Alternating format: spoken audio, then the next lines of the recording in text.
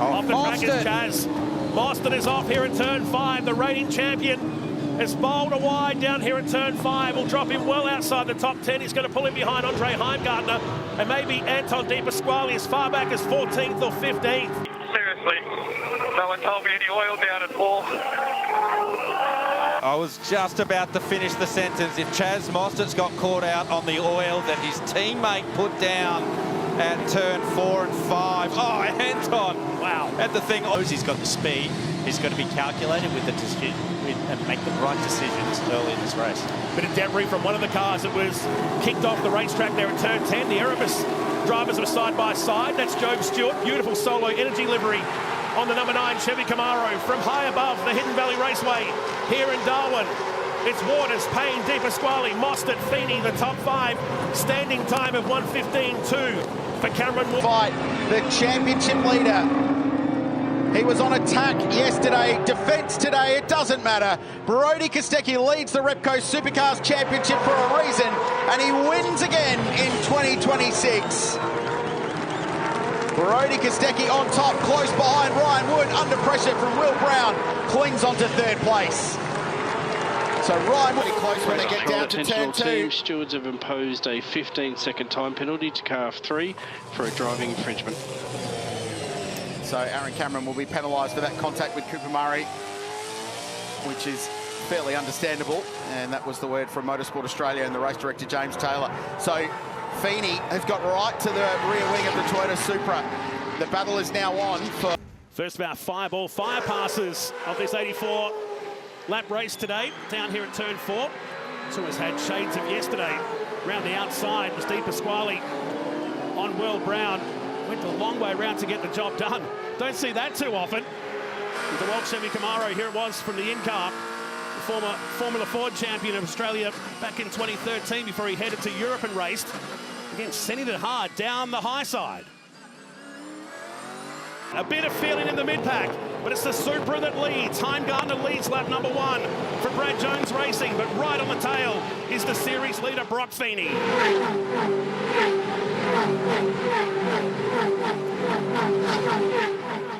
You can see from the body language of Feeney's car, he's keen to get to the front.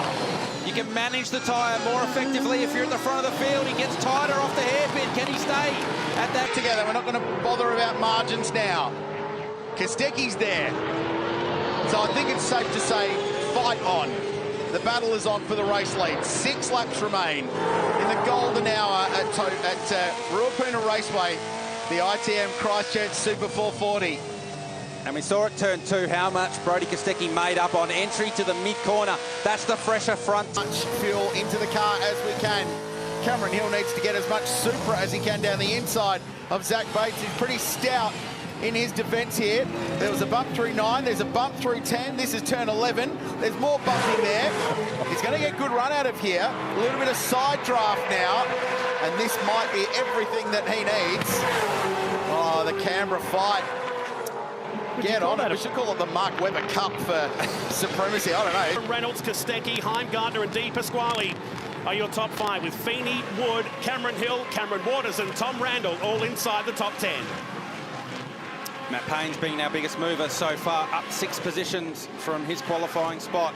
So we saw that hectic battle that Payne was having with Job Stewart, Jackson Walls and the like as he was making his way through the... Payne trying now to get by on Reynolds. You need to get it done as soon as you can and not let the front tyre get up the temperature. Cam Waters now with that fresher tyre. He's on the brakes and gets it done. So Kostecki, uncharacteristically, leaving the door open and letting Waters walk through it. A little too easy, maybe. Surprising. Still 13 to go in this one, and Brodie Kostecki knows every lap you can keep the car behind. Sounds like a bit of work going on for 17 to get that car back so they can communicate between the car and drive. Oh, this is close.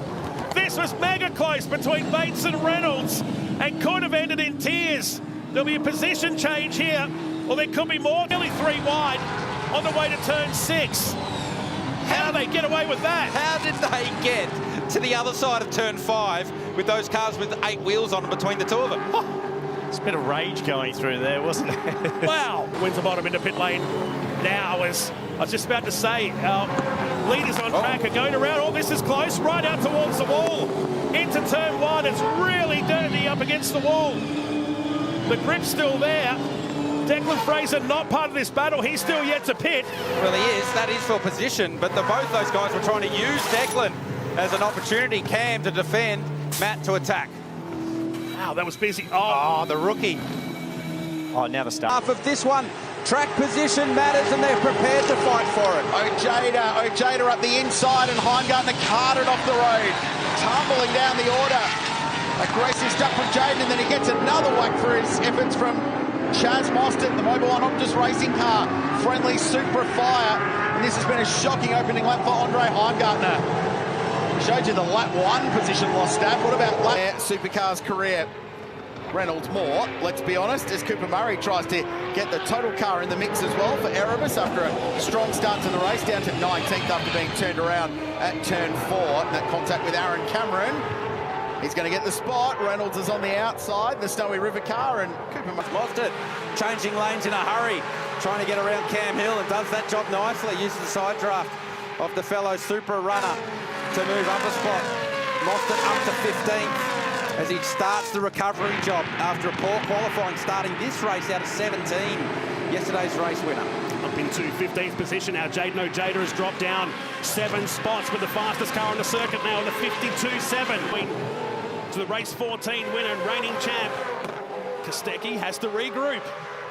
Ryan Wood fought well then. Yeah, so Kostecki, what he needed to do was just stop the car more in the mid-corner at turn 6 to not allow Ryan Wood to get that back over and under move, if you like, through 6 and into 7.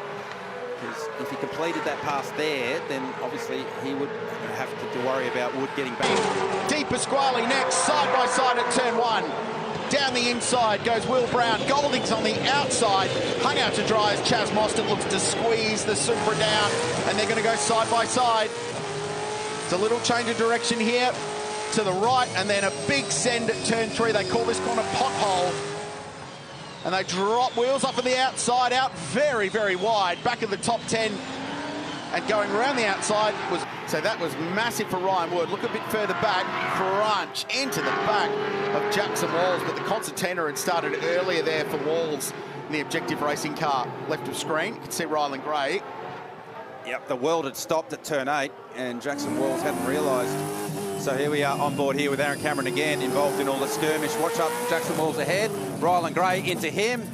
And then once you get through his teammate here in Anton Di Pasquale, the only question is, have they bought that nice clear racetrack but done it too early, and they could run out of tyres late in the second stint. Randall doesn't look like he's got the speed in this one, does he? Struggling.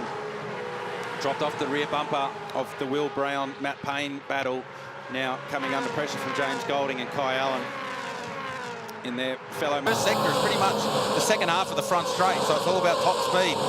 So Feeney might feel like he's going slow, but the timing says otherwise.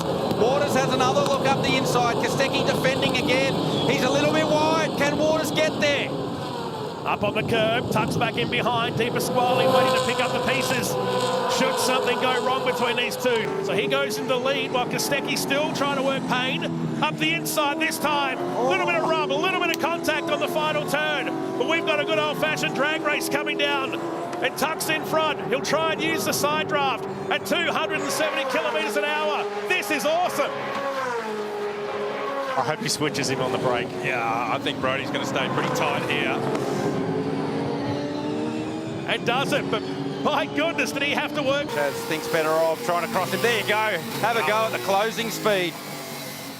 That was critical for Waters. He needed to come out in front of Feeney on a fresh tyre now to try and get up the road, get onto the rear bumper of Payne and Di Pasquale. But Waters has lost a significant amount of room to the leaders. He's still going to have to deal with Feeney here.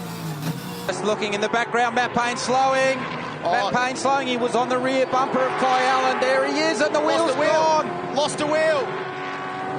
We knew it was a troublesome stop. The wheel, I've lost the wheel.